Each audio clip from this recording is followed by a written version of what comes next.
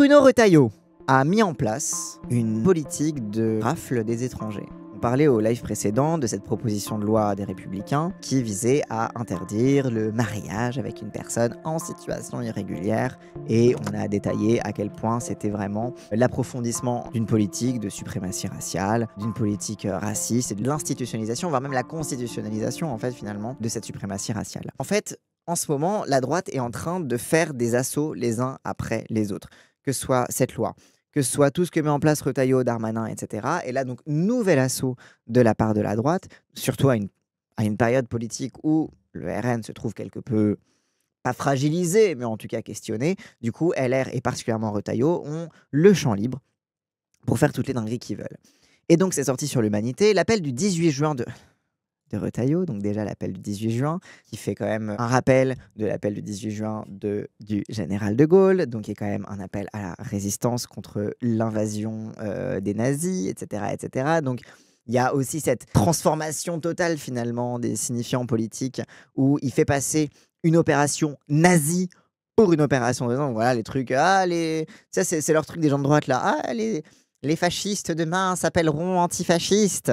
Bah ça, mais premier degré, tu vois. Les fascistes, donc les Retailleau, les nazis de demain, se prétendront résistants. Donc voilà. Merci Cassandre, on n'avait pas compris la référence. Mais... Je me tais. J'arrête. Ah, mais prends la balle, oh là là. Alors, donc le ministre de l'Intérieur a mis en branle une opération dans les gares et les bus ce mercredi 18 juin, avec 4000 gendarmes, des policiers, des douaniers, des forces sentinelles pour interpeller des clandestins. Une chasse aux exilés qui doit se poursuivre jusqu'à jeudi, vivement critiquée à gauche et par des associations de défense des droits humains. C'est vraiment l'aboutissement de toute l'agitation politique, toute l'agitation médiatique qu'il a fait sur les OQTF, sur les trucs comme ça, etc., sur la violence, c'est de légitimer ce genre de rafles, parce que ce sont des rafles. La chasse aux migrants, ordonnée outre-Atlantique par Donald Trump et les descentes de l'ICE à Los Angeles, aurait-elle donné des idées à Bruno Retailleau? Oui, parce que outre-Atlantique, aux États-Unis, on en avait parlé pendant le Zawa Show et le best-of est sorti sur la chaîne YouTube Zawa Prod, c'est ça? Je crois que le best-of est sorti. Où on a parlé justement de ces grandes manifestations, particulièrement à Los Angeles, mais en vrai un petit peu partout, contre les raids policiers de l'ICE, donc la Immigration and Customs Enforcement. Qui est donc en fait la police aux frontières, quoi, la migra comme on dit la migra comme on dit en espagnol, qui ont fait des descentes pour aller rafler des travailleurs, parce que c'est des travailleurs latino-américains sur leur lieu de travail, notamment dans des grandes enseignes comment dire, d'ameublement, des Walmart, des trucs comme ça, etc. Enfin bref. Et donc, il y a eu donc, Trump qui a fait donc la Immigration and Customs Enforcement, qui a mis en place une rafle envers les étrangers. Et du coup, en effet, Bruno Retailleau commence en fait à suivre le playbook finalement de Trump aux États-Unis. Mais ce qui est assez logique, hein, les extrêmes droites s'inspirent les unes entre les autres et regardent un petit peu ce qui fonctionne à l'étranger. Et notamment un aspect qui fait que la résistance est d'autant plus organisée aux États-Unis, c'est que Trump est au pouvoir. C'est ce qu'on disait à l'instant. Sauf que Retailleau, il bénéficie aussi du fait qu'on est une société qui est très largement droitisée. Et aussi que, comme c'est Macron qui est au pouvoir, est-ce que les gens vont autant se lever? Si c'était le RN qui est au pouvoir, les gens diraient « Ah, c'est l'extrême droite, c'est le fascisme, etc. » Mais là, comme c'est Macron qui est au pouvoir, Retailleau peut d'autant plus être fasciste. C'est pour ça que je disais c'est lui le vrai nazi dans l'histoire. Retailleau peut d'autant plus se lâcher que ça va passer sous le coup de « ça reste en théorie la droite respectable, donc est-ce qu'il a raison? C'est pas trop, etc. » Donc voilà, il y a aussi là-dessus sur lequel il parie, quoi. Besoin d'une telle inspiration pour mettre en branle une opération massive dans les gares et les bus ce mercredi 18 juin qui doit se poursuivre jusqu'à jeudi. Dans ces 48 heures, on va mobiliser 4000 gendarmes, des policiers, des douaniers, des forces sentinelles, donc c'est l'armée, pour interpeller des clandestins, a annoncé le Vendéen sur les chaînes du groupe Bolloré, CNews et Europe 1. Comme ses prédécesseurs, Gérald Darmanin et plus lointainement Nicolas Sarkozy, le locataire de la place Beauvau, entend jouer à fond la carte de la communication et s'est donc rendu dans la foulée gare du Nord à Paris pour assister à certains de ces contrôles, revendiquant avec fierté 47 000 interpellations depuis le début de l'année. 47 000 interpellations depuis le début de l'année. Après, c'est des chiffres, moi je leur fais pas confiance. Je pense que c'est aussi des chiffres qu'il a pris un plaisir à inflate. Mais le mec revendique des rafles massives. Et en fait, ça me fait penser aux opérations Place Net aussi. Vous savez, les trucs en mode ah là là, on va faire une opération pour démanteler un point de deal et du coup, on va y amener le ministre pour montrer, regardez, on a dégagé ces comment dire, pas ces clandestins en l'occurrence, mais ces délinquants, etc., qui étaient déjà ciblés envers des populations racisées, prolétaires, etc. Donc, enfin, c'est vraiment on retrouve en fait le même parallélisme et la même façon de faire finalement que Darmanin avait commencé à mettre en place et que Retailleau peut cueillir comme un fruit mûr pour aller encore plus loin dans le fascisme, quoi. En réalité, comme d'hab, ils avaient déjà fait leurs armes sur les banlieues once again. Exactement. Donc la politique du chiffre, conduite au détriment des vies humaines en jeu, se retrouve aussi dans la note interne adressée par le ministre au préfet.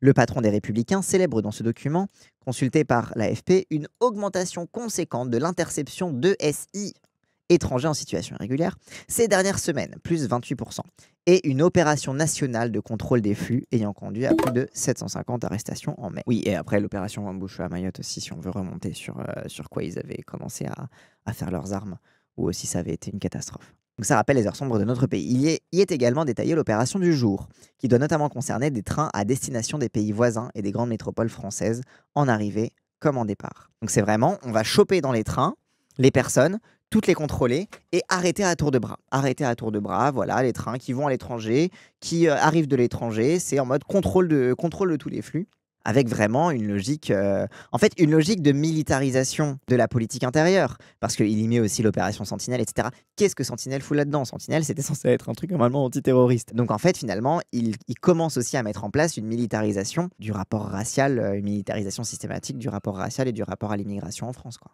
Donc si personne ne doutait de la course à l'échalote... Écoute ça, Raz. Écoute cette phrase.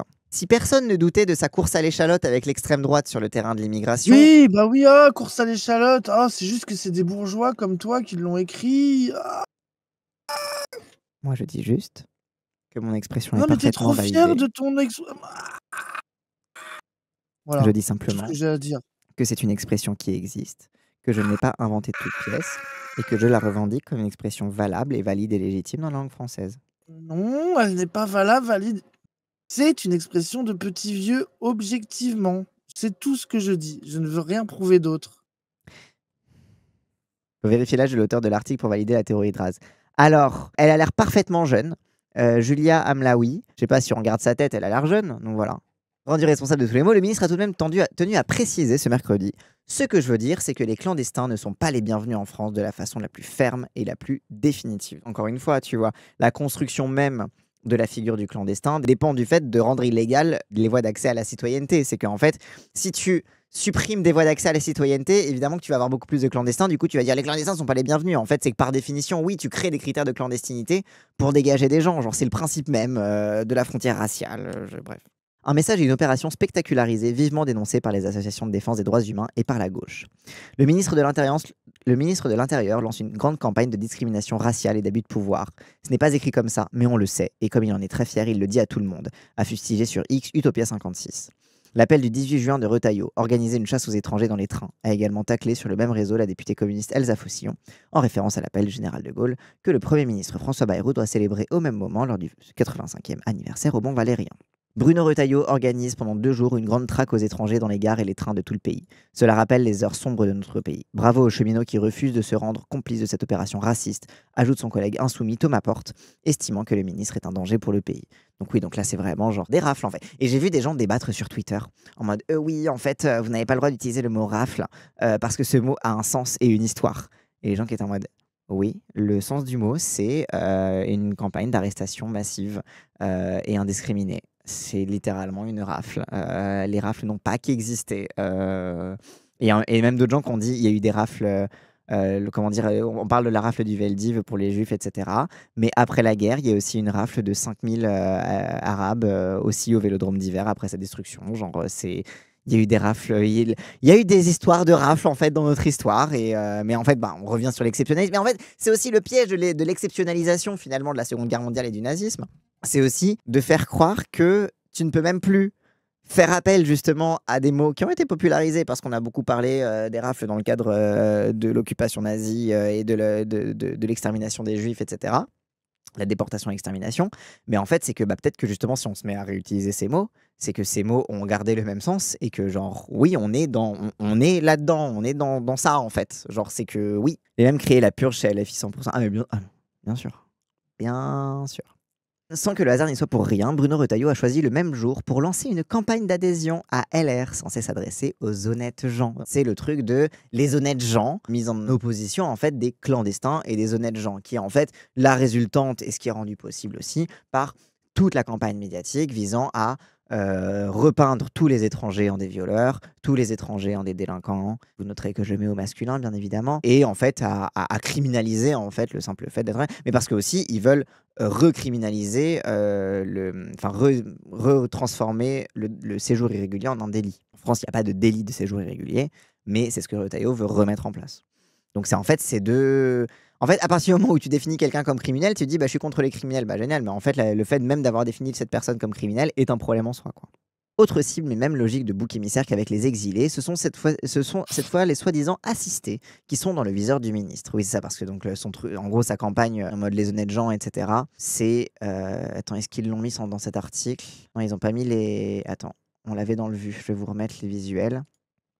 C'est voilà, c'est la France des honnêtes gens, les gens qui travaillent, contrairement aux assistés, voilà. Et en fait, c'est que c'est un sens qui est polysémique. Là, Luma parle de comparaison avec les assistés, mais en fait, en vrai, les honnêtes gens, c'est à la fois les bons Français, c'est à la fois les gens qui travaillent, c'est à la fois les gens qui font le bon travail correct pour la suprématie blanche, etc. Voilà, c'est les honnêtes gens, c'est les gens que la droite aime, donc c'est pas les assistés, c'est pas les machins, etc. etc. Autre cible et même logique de bouc émissaire qu'avec les exilés, ce sont cette fois les soi-disant assistés qui sont dans le viseur du ministre. Oui, parce qu'il y a un truc intéressant aussi, je sais pas si on l'a relevé en voyant ça tout à l'heure. Vous remarquerez que le cuisinier noir, c'est pas juste un cuisinier, c'est un meilleur ouvrier de France.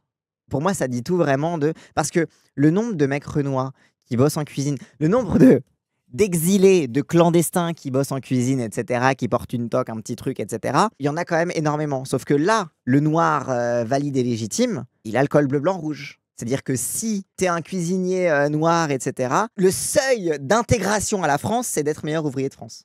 Et voilà, je trouvais ça assez intéressant aussi sur cette affiche. Bref. Du coup, donc sur les assistés, soi-disant assistés qui sont dans le viseur du ministre. Moi, je veux m'adresser à la majorité, à ceux qui travaillent dur et qui en ont marre de voir que d'autres abusent du système et vivent au crochet de la société, a-t-il lâché dans les médias Bolloré. Pour donner le change, il inclut les étrangers dans cette catégorie, mais à condition qu'ils partagent sa vision. Soit ceux qui sont venus parfaitement légalement chez nous, donc autant dire les étrangers issus des pays du Nord, des pays occidentaux, qui se sont parfaitement intégrés, et j'ose dire le mot assimilés, et qui en ont marre de voir des clandestins qui viennent et qui vont bénéficier. En gros, les étrangers, ils ont le droit, tant qu'ils viennent légalement, donc c'est-à-dire tant qu'ils viennent de pays à partir desquels ils peuvent venir légalement, c'est-à-dire tant qu'ils viennent de l'Occident, sachant que même pour les gens qui viennent de pays occidentaux, c'est la croix et la bannière pour se régulariser, enfin pour obtenir la citoyenneté, etc. Mais bref, donc uniquement des gens qui viennent des pays occidentaux, uniquement des gens qui sont assimilés, c'est-à-dire qui sont blancs, qui partagent une culture blanche, etc., etc. Et surtout, uniquement s'ils sont racistes. Parce que du coup, si tu es un étranger qui est intégré, assimilé, etc., mais qui n'est pas raciste, qui n'est pas contre les assistés, etc., qui n'a pas ce discours sur l'assistanat antisocial, raciste, etc., bah alors là, du coup, tu n'es plus inclus du coup, dans les critères de Retailleau, bien évidemment. Les riches ont besoin de ces clandestins qui coûtent moins cher. Mais en fait, c'est aussi ça tout le paradoxe. C'est que fondamentalement, ils en ont besoin.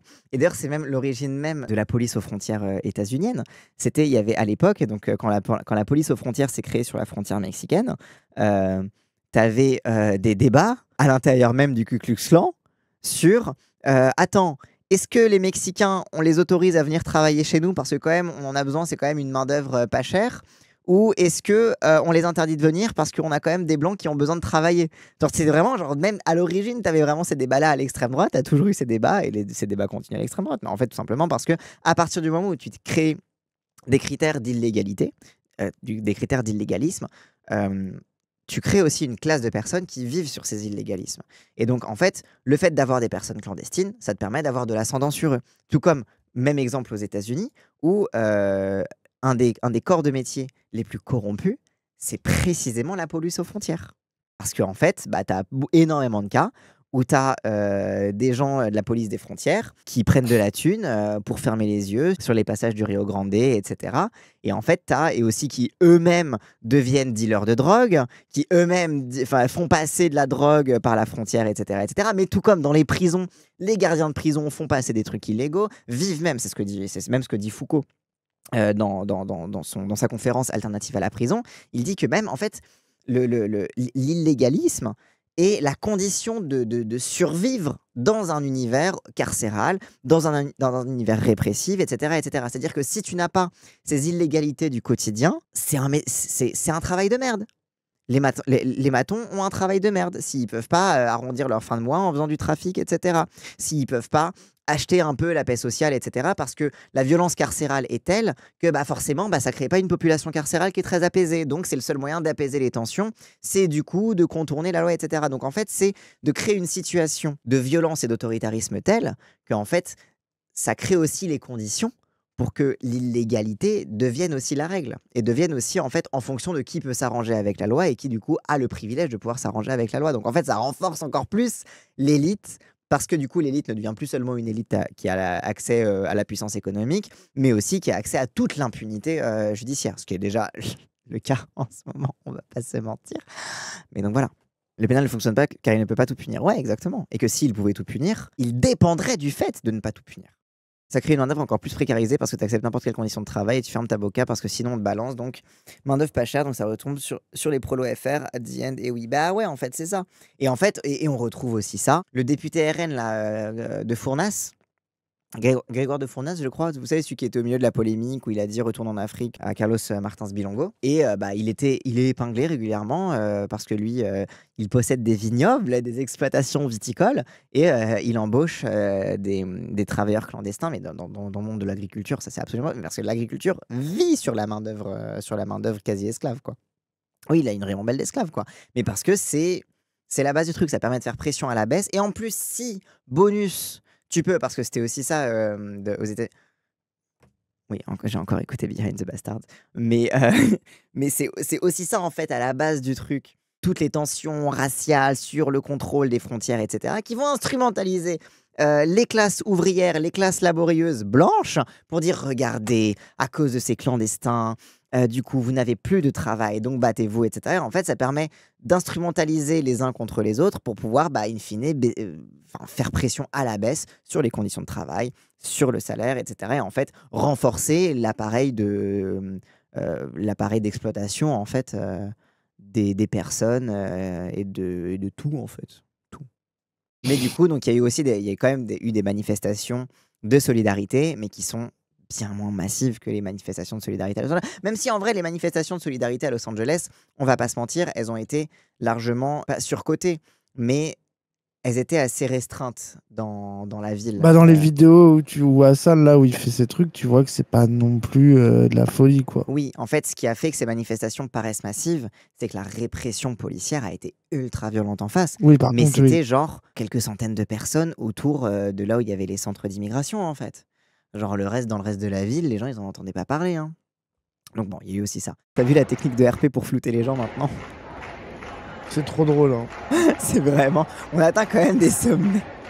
Du coup, moi, je me demande si les gens, ils se sentent en sécurité à cause de ça, parce qu'ils ont l'impression que les gauchistes les filment plus. Je me demande s'ils font gaffe à la vraie surveillance qu'est la surveillance policière Non, mais de toute façon, il y a sur place, tu vois. il y a des caméras de vidéosurveillance dans toute la gare. Quel type de violence, vous avez des éléments de comparaison avec la répression de grands mouvements en France? Déjà, il y a des armes qui sont autorisées là-bas, qui ne le sont pas chez nous. Ils ont des mitraillettes à balles en caoutchouc. Genre, c'est vraiment, ils font ta-ta-ta-ta-ta-ta-ta, mais c'est des balles en caoutchouc. Mais enfin, bref, ils ont des armes non létales. Ils ont aussi des bails de LBD, etc. Je sais pas combien il y a eu des borgniers cette fois-ci. Mais oui, ils se retrouvent avec ils ont des LBD en rafale, des trucs comme ça. Enfin, Enfin, en tout cas, En vrai, c'est chaud. l'appareil de répression a des moyens militaires potentiellement mortels assez puissants. Ils ont un appareil répressif assez immense. Après, est-ce qu'il y a autant des borgniers, de machins, etc. Il y a moins de personnes dans les rues. Le mouvement est beaucoup moins massif. Encore une fois, c'est beaucoup plus concentré, mais la répression est tout aussi violente, quoi. Donc il y a eu des manifestations contre les rafles, donc à Gare du Nord, en solidarité contre la traque étrangère. Il y a aussi eu des personnes qui se passaient des informations en mode attention, va pas dans ce secteur-là, etc. Et alors là, tu as eu aussi des gens sur les réseaux sociaux, ils étaient fous, hein. Ils étaient vraiment en mode ouais, c'est honteux de faire ça et d'empêcher le travail de la police, etc. C'est vraiment en mode ah mais putain, tu sais que voilà, comme au début du vu où je rigolais du truc sur comment dire, la propagande autour de la France résistante à la sortie de la Seconde Guerre mondiale. Ben putain, alors on a bien la preuve que toute la France était clairement pas résistante. Hein. Putain, un pays de collabo quoi. Voilà pour ce qui s'est passé avec Retailleau. Donc, encore une fois, une surenchère supplémentaire de la politique anti-immigration, antisociale. Enfin, finalement, de la course à l'échalote de l'extrême droite. Désolé, en fait, ce terme, il est bien.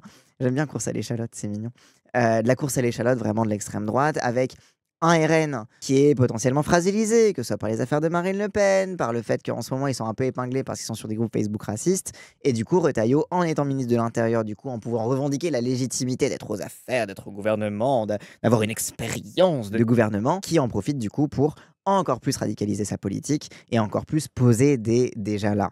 Poser soit en les entérinant dans des lois, comme on a vu la dernière fois, soit en les entérinant dans des pratiques qui, si elles ne sont pas arrêtées tout de suite, ce genre de pratique de rafle, va être généralisée, comme elles l'ont été faites dans les banlieues, comme elles l'ont été dans les colonies. Enfin, voilà quoi. Dire que c'est l'NFP qui avait gagné les élections, j'oublie parfois. Ouais, ouais. Rappel, hein. Genre, on a voté pour la gauche, on se retrouve avec les nazis, quoi.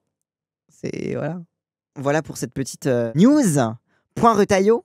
Mais des trucs à garder en tête quand même, parce que moi, genre, je n'ai absolument pas vu passer les appels à manifester ou même les trucs de va y avoir une rafle à tel endroit, etc. Donc, ça va être un point sur lequel va falloir être vigilant et aussi construire la mobilisation. Je sais que Révolution Permanente, ils sont vraiment là-dedans, etc. Ils ont pas mal mobilisé. Mais faut aller, s'il y a des mobilisations comme ça que vous voyez autour de vous, si vous voyez qu'il n'y a pas de mobilisation, mais qu'il y a un truc qui est annoncé, etc., faut s'organiser, montrer en fait que ça se fait pas juste dans l'indifférence générale. Parce que, comme ça a été le cas aux États-Unis, comme ça a été le cas à Los Angeles, à Chicago, etc., où tu avais vraiment des mouvements de la part de la population, des communautés locales, des syndicats, pour s'opposer, et particulièrement des syndicats. Hein. Les syndicats étaient très très très présents dans cette lutte-là. Hein. Aux États-Unis, les syndicats sont très présents dans la lutte pour les droits des étrangers. Voilà. Mais voilà, que les syndicats puissent être présents, que les communautés locales, les assos, etc., puissent être présentes aussi pour montrer qu'il y a une résistance populaire et qu'on ne va pas non plus se laisser faire à ce que s'installe en fait ce genre de déjà la fasciste déjà chez nous, quoi. On va vraiment vivre ce que raconte Chapoutot, bientôt ça lynchera des juges.